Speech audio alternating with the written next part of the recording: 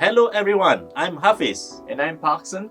We are the fathers behind the podcast We Are Dads Too.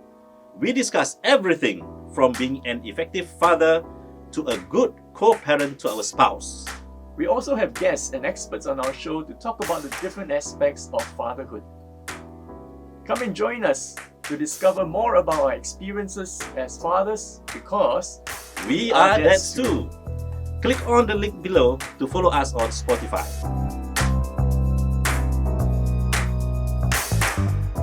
Well, Hafiz, we are back again to another episode. This time we're talking about busy fathers. What can they do? Yes, Paksa, this is very relevant to me and to many fathers out there. I mean, fathers, either they are very busy, genuinely speaking, or they make themselves busy. All right. And the next question is, what are they busy with? Yeah. Yep. So we've looked at the 3 ingredients of quality time. First is one child at a time.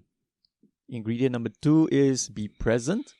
And ingredient number 3 is make sure your child leaves feeling good, meaning you have done something that your child likes and or you have met a need, a basic need of your child.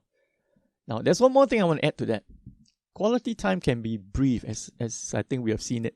It doesn't need to be 1 hour, 2 hours, half a day, or a full day at the zoo or something like that. It can just be minutes, you know. For example, every kid likes ice cream. Even I like ice cream. Even adults, yes. You know, this is something I don't think anyone, unless you are health conscious, you know, lactose intolerant. Okay. Yes, because ice cream is made of milk, right? So every child likes ice cream. In fact, every adult. So I always ask fathers, where is the nearest place from your home that you can buy ice cream? So they say, 5 minutes, maximum 10 minutes. Anything more than 10 minutes, it's too far already. Yeah, right? Okay, in Singapore. Yeah, in Singapore, no, you can't walk there. You probably have to take a feeder service or something like that. All right, let's say 10 minutes. Okay, one way journey, 10 minutes. So I paint this scenario. Imagine this is Wednesday. You have just come home from work. Your family has finished dinner. And you say to your son, let's go buy ice cream. So one child at a time, remember? One child at a time. So you walk with your son to the shop. So 10-minute walk. So along the way, you might ask him some questions. You know, how was school today? You know, what did you do? What was exciting? You know, are you happy? Are you sad? Whatever. And you go buy ice cream. And then on your way back, you are eating the ice cream. Each one of you eating their own ice cream. So altogether, 20 minutes. Right. Okay. Now, so that's quality time. Yes. You see, you've done something your child likes. You know, you were totally present and you have done it one child at a time. Now, I hope that you do not do it once a year. Birthdays. Only on birthdays. So wow, that's really sad, man. You know, well, do it as often as you can. I mean, eating ice cream once a week won't make you fat, right? Yeah. Ice cream is one, but what I myself do, because I drive, so I always take the opportunity to send and pick up my kids from when they were young. All right, so because that is, what do you call that? You capture them in that car. There's nowhere to go. Captive audience. Captive audience, right? Captive audience. Most of the time, of course, if you don't speak, they will sleep or they will scroll the handphone. Don't take that as a trash time. You know, take that as opportunity for quality time. Correct. So even when I'm tired, even when I'm busy, I try to just take the opportunity because, well, that's definitely you cannot go anywhere. Your attention has to be in the car, nowhere else. That's right. All right, and I usually off the radio, and even if silence, and it's better than having a lot of distractions and around. So that they probably, when they want to ask something, they will just have the opportunity to do so. If not, I will start the conversation. Yeah, that's wonderful. I used to drive my kids to school. Now, my mistake was I turn on the music. Yeah. You know, I like music, so I turn on the music and I tend to focus on the music instead of my kids. You can play the music, but turn it such that turn the volume low So it doesn't become, really overpowering and you cannot even talk. That's true. That's true. But I'm that kind, I've a habit of listening to every single word of. All right. Anyway, that was. I wish I knew this last time. Then I would not have made that mistake. So if that's out there. If you hear this, please don't make that same mistake. Yeah. So you're talking about those three, right? One child at a time. That means give the attention to that one person, personalized attention. That's right. Then you're talking about being present. That means being there, not just physically. Free yourself from all distractions. Mm-hmm. And third one is the feeling good. The lasting impression. What is the last thing that you leave your child with? Mm-hmm. It's not anger. It's not sadness. That's it's not right. anything negative. But something which is empowering, and maybe humorous, right? And positive. That's right. Mm-hmm. Yeah, and having that consciousness that the time that you spend with your child that time is probably, I always sometimes this motivates me. The last time you ever meet that person. Mm-hmm. No, you value the person because you value the person's presence. But sometimes you take for granted, right? You see the person every day, and then you probably meet again, and no, there's no problem. But if you think that this is my last time that I'm going to see the person, probably you value it further. And I have that mentality whenever I leave the home. But however angry you are, however sometimes you have conflict, all right, with people at in your house, always say goodbye. Because you never know, that was the last moment that you ever met each other. Yep. Anything can happen, right? That's right. Anything can happen. Yeah. Wow. That's a very sobering thought. Yeah, but it works for me. Sometimes when you're so angry, you're so, having busy. But if you have just a habit, before you leave home, or before anyone leave home, you catch the person at the door and say goodbye. Yep. So it becomes a habit to some people, and to me, it does help. Yep. Good reminder. Thank you for that. Yeah. So as I was saying, quality time can be brief but frequent. Yeah. So buying ice cream, for example, and you driving your kids to school, that's an opportunity you do. A lot of fathers see it as a duty, right? Yeah. It's my duty. Okay. Why must I wake up so early? I can sleep another 30 minutes. All right. But it's an opportunity. It's a privilege to do that, where you can spend that, like you say, captive audience. Your child, is a captive audience. He can't go anywhere. She can't go anywhere unless she wants to take the bus, But now I'm driving you to school, so let's enjoy this time. So do it frequent. Now imagine the ice cream story. If you do it every week, okay. When your son is a little bit older, he would probably look back on those times and remember fondly that Wednesday nights were ice cream nights with daddy. You see?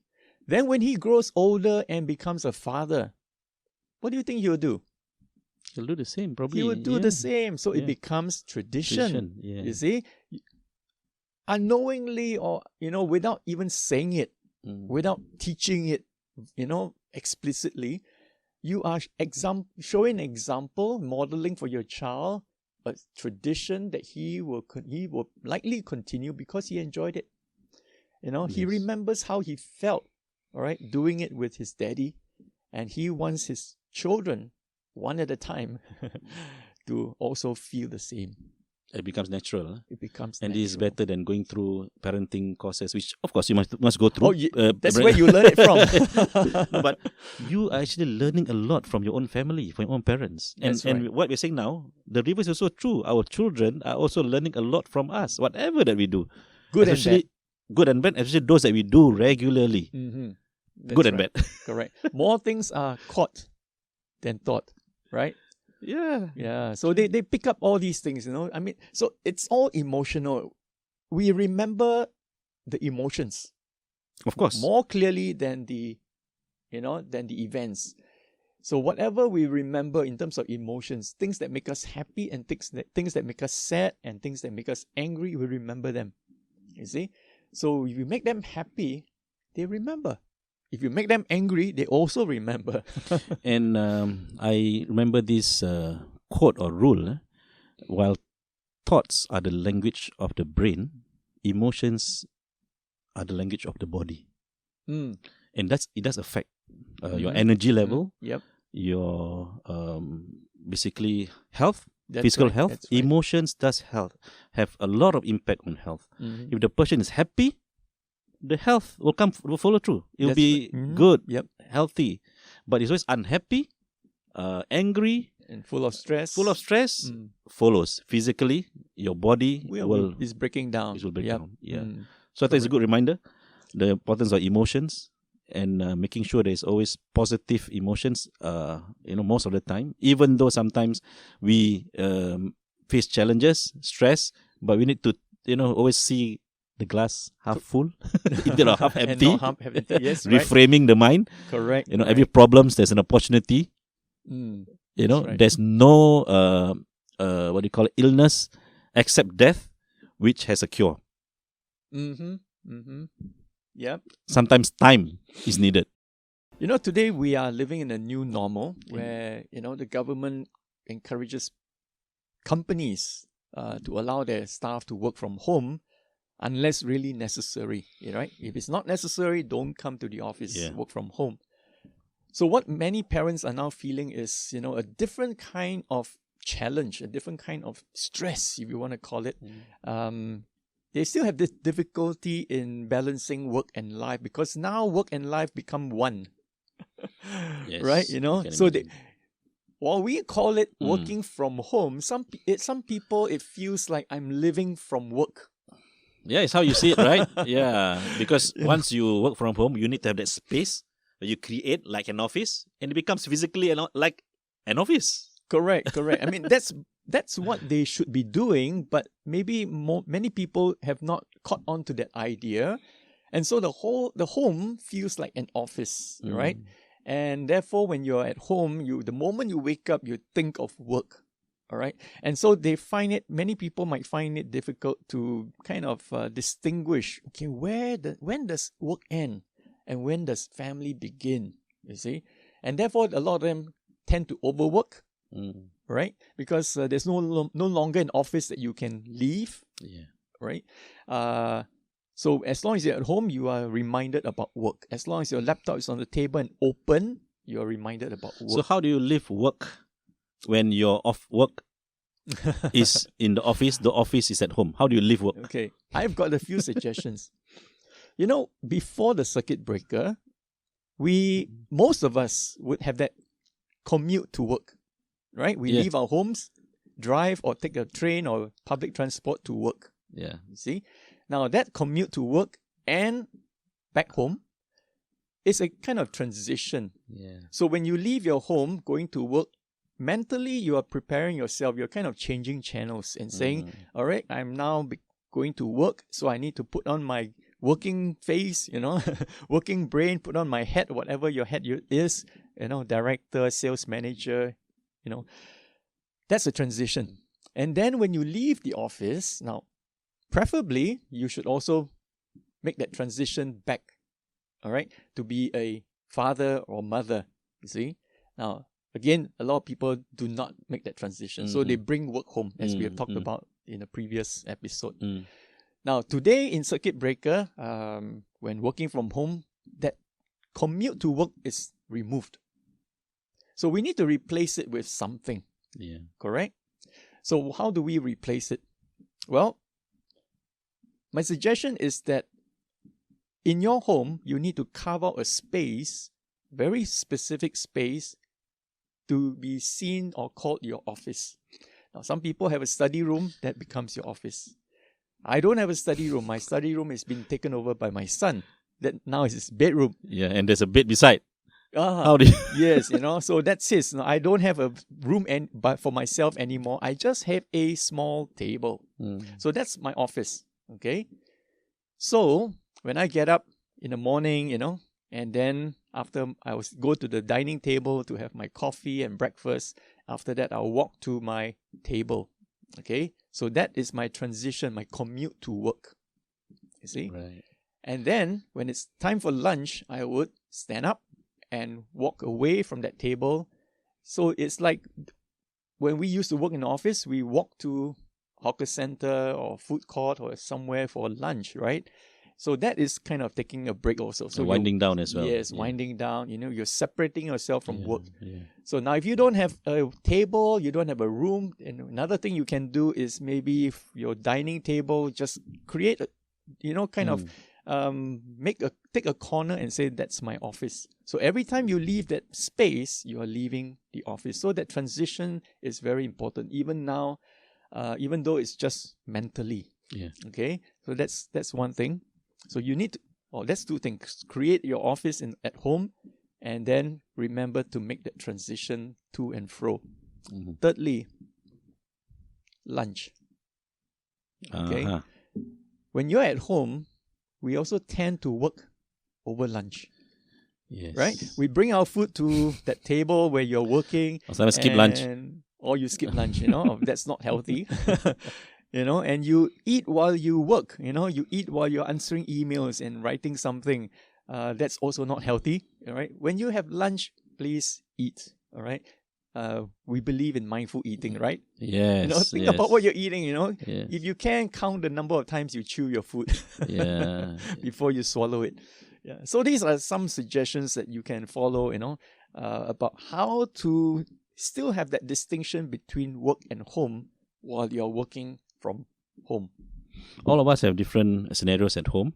I mean, some have study rooms, some don't. Even some study room like mine has a bed beside. So how do you go about it?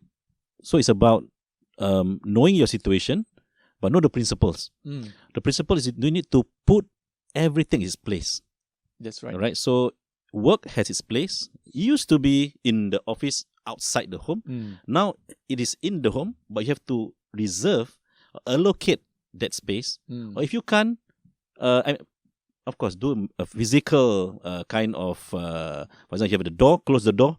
After that, the study door, for example, or put in the chair once you have, if let's say, for me, beside the bed, right? So the habit is to put in the chair and close my laptop and switch off everything. That's right. Otherwise, and make it inconvenient. Or even, for example, keep your laptop in your cupboard or somewhere that is out of reach. Mm-hmm. I mean, if you need that kind of discipline or kind of habit, do it. Yeah, so, it's kind of a ritual, a ritual to again tell you in your brain that you are now shutting down and, you're no longer working. So you're now making that transition to become a father again. But the other one I haven't tested is wearing work uniform when you are working clothes, okay. And when you are finished, you just change. I mean, because I wear quite casually to work, but for those who wear formally to work, maybe you should try wearing your formal attire. You have to iron the same thing. You have to wash, and of course, it's the same inconvenience. But I think it's worth the. That's the also habit. a good idea. I used to wear long sleeve shirts to work. I don't think I want to wear long sleeve shirts at home because there's no aircon. But usually, if you wear, be on top lah. Oh yeah. Top formal, below party. Yeah. Yeah, I think yes. Talking about what you wear affects your mental state. That's very true. We also talk about exercising, right? Sometimes you just need to change into your sports attire to kind of let that be a cue to your brain that it's now time to run and sweat it out and things like that. But if you are still lying on your couch sitting, you will have a lot of lazy bones in your body instead of active bones. Yeah.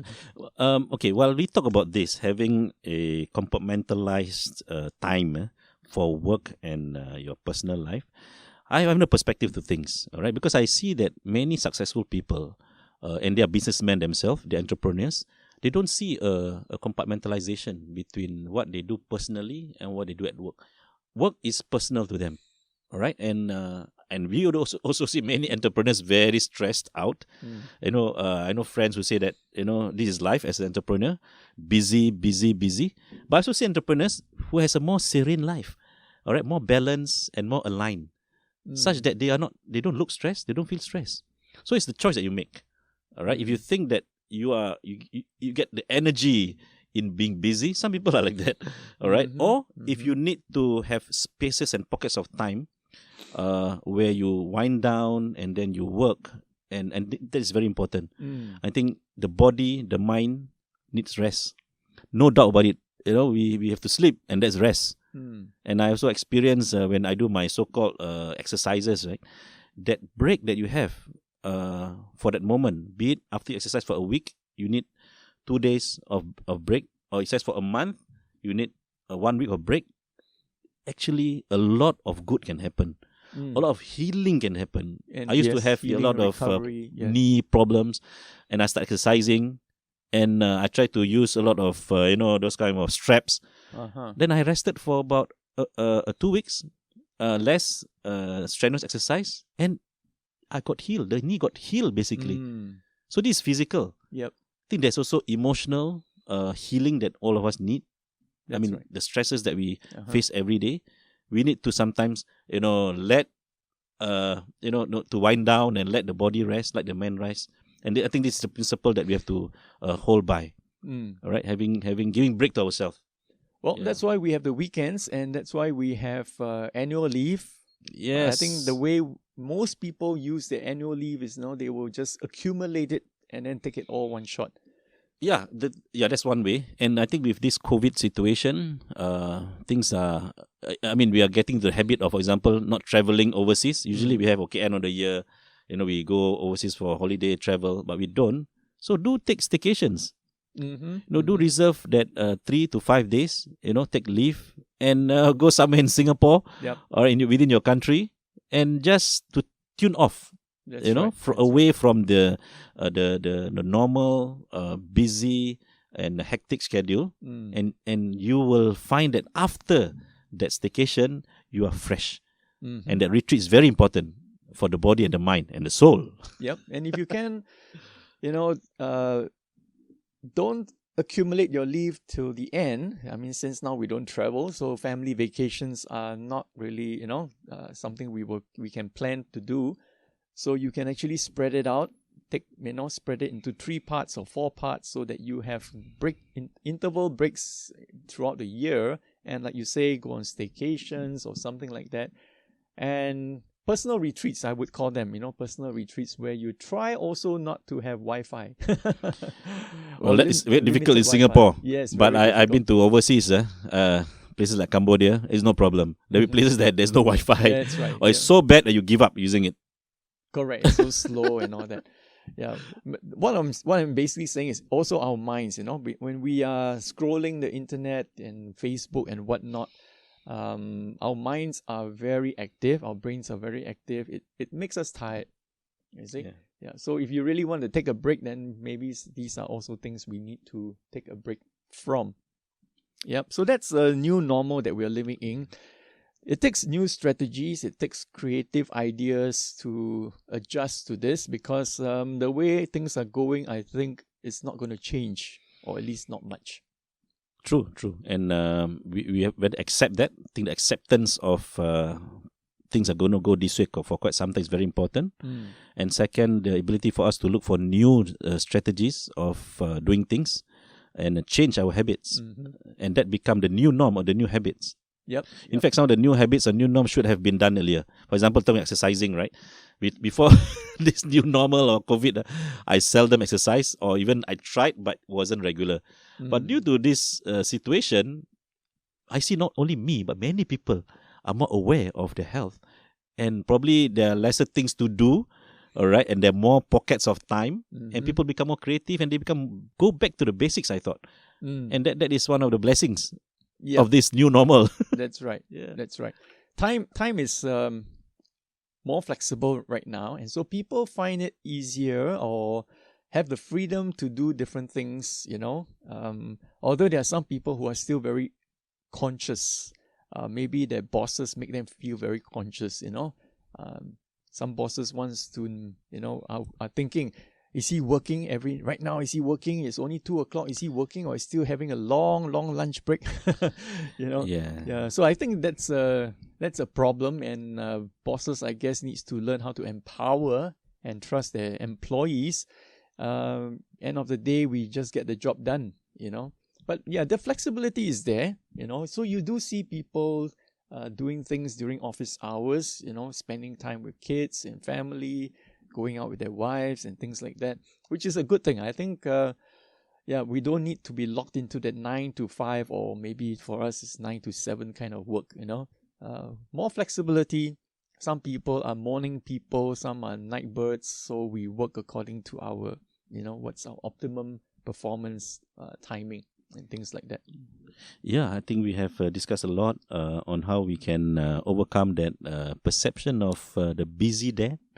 All right, the busy dad is someone who has to be busy and ensuring that the time used is a quality time. That means you can be busy but use the time in a good way. Instead of busy doing things which are doesn't produce and doesn't lead to better outcomes. In this context, we're thinking about relationship with our family members, our children, our spouse, and I think there's no excuse. All right, that you are a busy person, you have you hold a high position, in your organization, and it justifies for you to take away that quality time from the people who deserve. That's right. Which is, not only the person in front of you every time at home, but also your family members. Yeah, that's right. Well, it's been a very, very productive conversation. I think we covered a lot of ground and a lot of interesting suggestions. Yeah, as usual, I learned a lot. All right. Me too. Okay. From this conversation. Well, I hope the dads out there also learn something and try to put into practice.